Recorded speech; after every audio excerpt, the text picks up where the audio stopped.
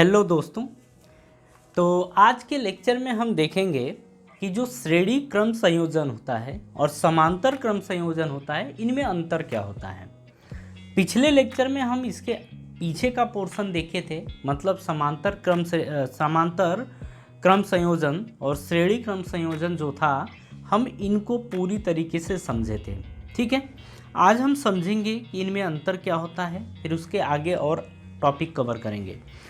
तो देखिए, हमारी हेडिंग है कि श्रेणी क्रम व समांतर क्रम में तुलना। एक तरफ अब इसी चीज़ को आप समझिए। देखिए, श्रेणी क्रम की बात करें तो इसमें पहला पॉइंट दिया गया है कि धारा के लिए केवल एक पथ होता है, और समांतर क्रम में बोला गया है कि धारा के लिए अनेक पथ हो सकते हैं। कहने का मतलब ये होता है कि श्रेणी क्रम में आप देखते हैं कि ऐसे ही प्रतिरोध होता है, एक के बाद एक रेजिस्टेंस होता है, तो धारा के लिए केवल एक ही पथ होता है। लेकिन अगर समांतर क्रम की बात करें तो समांतर क्रम में आप देखते हैं कि एक से ज़्यादा होते हैं। ठीक है, तो यहाँ पर एक से ज़्यादा पथ हो सकते हैं, लेकिन श्रेणी क्रम में एक से ज़्यादा पथ नहीं होता है। दूसरे पॉइंट की बात करें तो बोल रहा है कि प्रत्येक बिंदु पर धारा का मान समान होता है। श्रेणी क्रम में प्रत्येक बिंदु पर धारा का मान समान होता है। अब समांतर क्रम में बोल रहा है कि प्रत्येक शाखा में धारा का मान अलग अलग हो सकता है। अब कब ये बोला है कि अलग अलग हो सकता है, तो क्या बोलना चाहता है कि बराबर भी हो सकता है, लेकिन धारा का मान तब बराबर होगा जब सभी प्रतिरोध क्या होंगे, बराबर होंगे।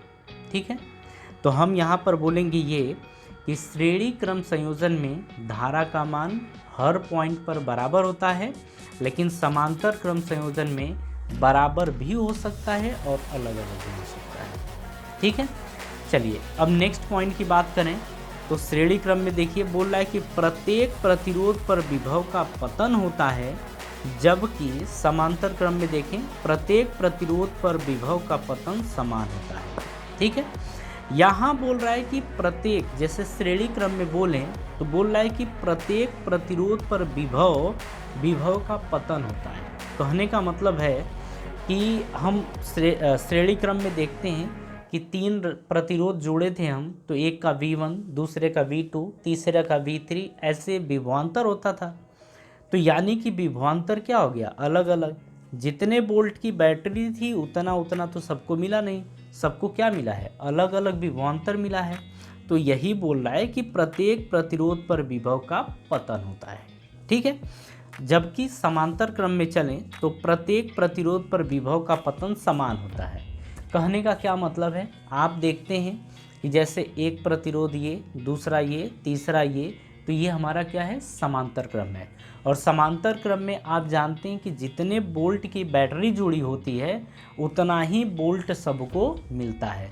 तो यहाँ पर सब पर पतन क्या होता है, समान होता है। ठीक है, चलिए जी अब नेक्स्ट पॉइंट की बात करें तो बीच में परिपथ को तोड़ने पर पूरे परिपथ में धारा का प्रवाह रुक जाता है। हम श्रेणी क्रम में बोल रहे हैं कि अगर हम बीच में क्या कर दें, तार को तोड़ दें, तो हर जगह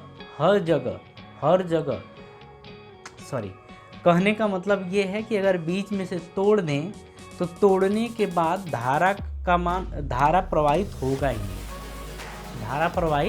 नहीं। ठीक है, अब वही समांतर में बोल रहा है कि बीच में परिपथ को तोड़ने पर केवल एक ही शाखा में धारा नहीं बहती है, बाकी में बहती है। तो अब इस चीज़ को समझिए, समांतर क्रम में 1 2 3 हम देखे थे, किसी एक को तोड़ दो, किसी एक के तार को तोड़ दो। जब आप एक तार तोड़ोगे ना तब भी दो में धारा बहेगी, लेकिन श्रेणी क्रम में ऐसा नहीं होता है, बीच में कहीं तार तोड़ दो, काम खत्म। ठीक है, नेक्स्ट पॉइंट पे आते हैं। श्रेणी क्रम में जोड़ने पर परिणामी धारा घटती है। अगर हम श्रेणी क्रम में बात कर रहे हैं तो जितने प्रतिरोध हैं सभी प्रतिरोधों को जोड़ते हैं तो प्रतिरोध ज़्यादा हो जाता है, और जब प्रतिरोध ज़्यादा हो जाता है तो धारा का मान कम हो जाता है। ठीक है, नेक्स्ट पॉइंट की बात करें इसी में, मतलब समांतर क्रम में जोड़ने पर परिणामी धारा बढ़ती है। तो आपने देखा था समांतर क्रम में जब सभी तारों को जोड़ते हैं तो R इक्विवेलेंट क्या होता है, कम होता है। जब R इक्विवेलेंट कम होता है तो धारा का मान बढ़ जाता है। क्यों, क्योंकि I equals to V upon R होता है, V जितने वोल्ट की बैटरी रहेगी उतना ही, R की वैल्यू समांतर में क्या हो रही है, कम, तो ये बैटरी है और ये प्रतिरोध कम, तो कम अपॉन समथिंग क्या होगा, ज़्यादा होगा। ठीक है, ठीक है। देखिए अभी बातों को आप समझिएगा, ठीक है। इसके बाद क्या करेंगे, हम इसका मैथमेटिकल पोर्शन उठाएंगे इसके आगे, तो आपको सारी चीज़ें हम एक्सप्लेन कर देंगे, डोंट वरी। ठीक है, चलिए अब हम नई हेडिंग देखते हैं। इसमें देखिए हम जानेंगे कि सेल क्या होता है, विद्युत वाहक बल क्या होता है, टर्मिनल वोल्टता यानी कि टर्मिनल वोल्टेज क्या होता है, आंतरिक प्रतिरोध क्या होता है, ये चीज़ अब देखेंगे।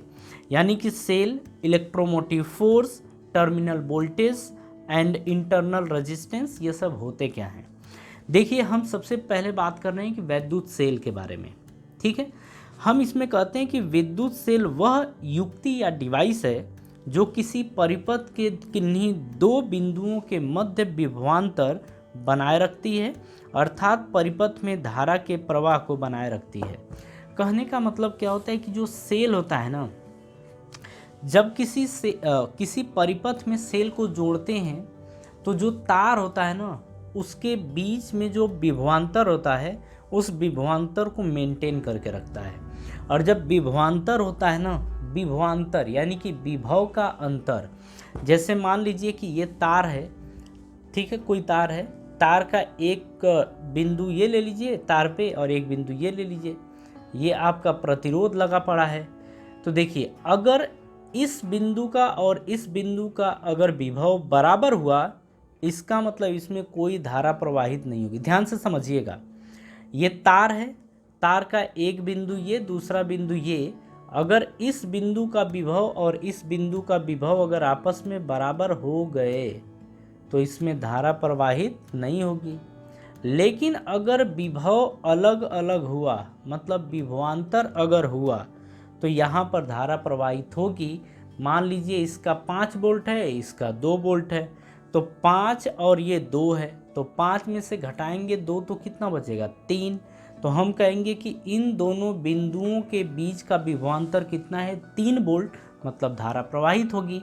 लेकिन अगर वहीं पे इस बिंदु और इस बिंदु की बात करें, मान लीजिए यहाँ 5 वोल्ट है, यहाँ भी 5 वोल्ट है, तो अब 5 में से 5 घटाओगे तो क्या बचेगा, 0 बचेगा। तो क्या इस दोनों बिंदुओं के बीच में कोई विभवांतर है, नहीं, तो धारा प्रवाहित नहीं होगी। आप समझ सकते होंगे, इस चीज़ को समझ गए होंगे। चलिए अब एक पॉइंट है, ज़रा ध्यान से समझिएगा।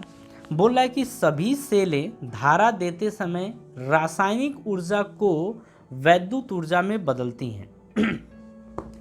जो सेल के अंदर होता है ना, वो रासायनिक ऊर्जा होता है, लेकिन जैसे उस सेल को हम किसी परिपथ से जोड़ देते हैं तो वहाँ पर जो रासायनिक ऊर्जा है बदलने लगती है वैद्युत ऊर्जा में। तो रासायनिक ऊर्जा किस में बदल जाती है, वैद्युत ऊर्जा में। तो जो सेल होता है ना, सेल में कुछ और नहीं होता है, सेल में रासायनिक ऊर्जा होती है। ठीक है, अब नीचे वाला पॉइंट ज़रा देखिए। बोल रहा है यहाँ पे कि सेल आवेश तथा अथवा इलेक्ट्रॉनों का सोर्स नहीं है। कहने का मतलब है कि सेल के अंदर इलेक्ट्रॉन और आवेश नहीं पाए जाते हैं, बल्कि ऊर्जा का स्रोत होता है। सेल के अंदर ऊर्जा पाया जाता है, न कि आवेश और इलेक्ट्रॉन। कहानी समझ में आ रही है। चलिए अब कुछ नोट होगा, उन नोटों को थोड़ा ध्यान दीजिएगा, ध्यान से समझिएगा। जब तक किसी सेल के टर्मिनलों को किसी बाह्य परिपथ से नहीं जोड़ा जाता है तो सेल से कोई धारा प्रवाहित नहीं होती है। यह परिपथ खुला परिपथ कहलाता है। कहने का मतलब ये होता है कि मान लीजिए कि कोई सेल है, अगर उस सेल से हम किसी परिपथ को ना जोड़ें, जब तक किसी परिपथ को नहीं जोड़ेंगे तो उसमें कोई धारा प्रवाहित नहीं होगी। ठीक है, मान लीजिए, चलिए इसी चीज़ को देख लीजिए। मान लीजिए ये सेल है, ठीक है। सेल में आप दो एंड देखते हैं, दो छोर होता है, एक प्लस होता है एक माइनस होता है। अगर हम इससे तार से ऐसे किसी चीज़ को ना जोड़ें, जैसे कि आप से बल्ब जोड़ लीजिए या एलईडी जोड़ लीजिए, कुछ भी जोड़ लीजिए, आप इस चीज़ को जानते हैं। तो जब तक किसी भी परिपथ को इससे नहीं जोड़ेंगे तो धारा प्रवाहित नहीं होती है। ऐसा नहीं होता है कि सेल में धारा प्रवाहित होती है, सेल में धारा और प्रवाहित नहीं होती है, ठीक है। जब इसको किसी बाह्य परिपथ से जोड़ा जाता है तब जाके सेल धारा प्रवाहित करती है, मतलब तब जाके सेल अपनी रासायनिक ऊर्जा को विद्युत ऊर्जा में बदलती है, ठीक है। अब यहाँ पर कुछ बातें और हैं, जरा उस चीज़ को ध्यान दीजिएगा। अच्छा हाँ, हम केवल अगर ये सेल की बात करते हैं तो सेल में कोई धारा तो प्रवाहित नहीं हो रही है, तो यहाँ पर हम इसको बोल सकते हैं कि परिपथ खुला है या खुला परिपथ है, ओपन सर्किट है, ठीक है। नेक्स्ट पॉइंट देखिए, जब किसी सेल के टर्मिनलों को किसी बाह्य परिपथ से जोड़ा जाता है तो सेल से धारा प्रवाहित होती है। यह परिपथ बंद परिपथ यानी क्लोज सर्किट कहलाता है।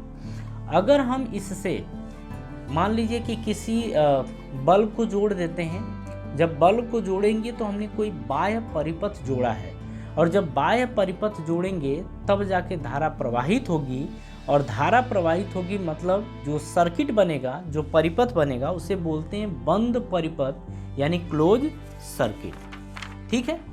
तो ये तो कुछ बातें हुई। अब देखिए, हम समझते हैं सेलों के प्रकार, कि जो सेल होते हैं वो कितने कैटेगरी में, मतलब सेलों को कितने कैटेगरी में डिवाइड किया गया है। बता देते हैं कि जो सेल होते हैं वो उनको 2 कैटेगरी में डिवाइड किया गया है। एक होता है प्राथमिक सेल जिसको प्राइमरी सेल बोला जाता है, और दूसरा होता है द्वितीयक सेल जिसे सेकेंडरी सेल बोला जाता है, ठीक है। इसकी परिभाषा आप बुक में देख लीजिएगा, या फिर आप कहेंगे तो हम आपको बता देंगे, ठीक है। कमेंट डाल दीजिएगा कि आप इसको भी बता दीजिए, हम बता देंगे, या PDF प्रोवाइड कर देंगे, ठीक है। अब आगे समझिए, हमने क्या बोला कि सेल को 2 कैटेगरी में डिवाइड किया गया है, प्राथमिक और द्वितीयक सेल, ठीक है। अब हम समझते हैं कि सेल का आंतरिक प्रतिरोध क्या होता है। मतलब सेल में भी कुछ न कुछ प्रतिरोध होता है जिसे अपन बोलते हैं आंतरिक प्रतिरोध।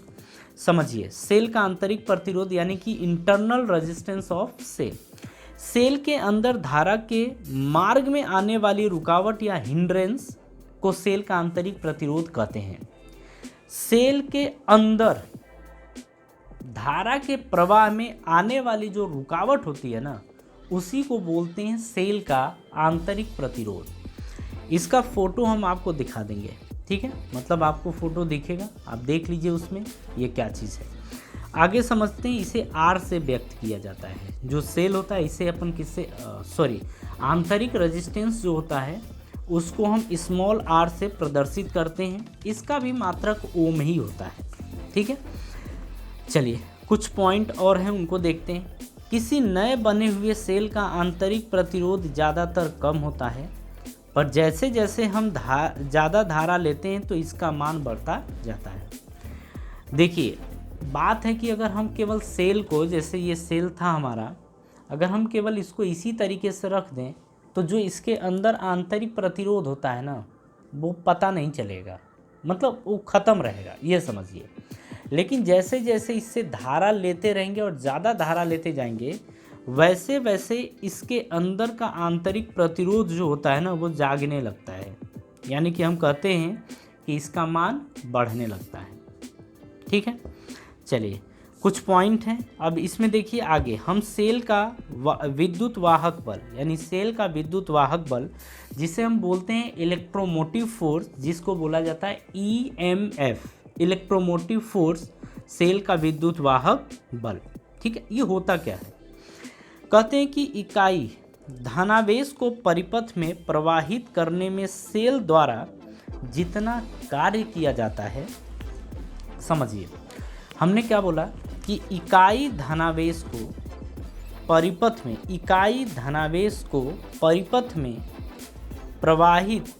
में प्रवाहित करने में सेल द्वारा जितना कार्य किया जाता है उसे ही हम बोलते हैं सेल का विद्युत वाहक बल।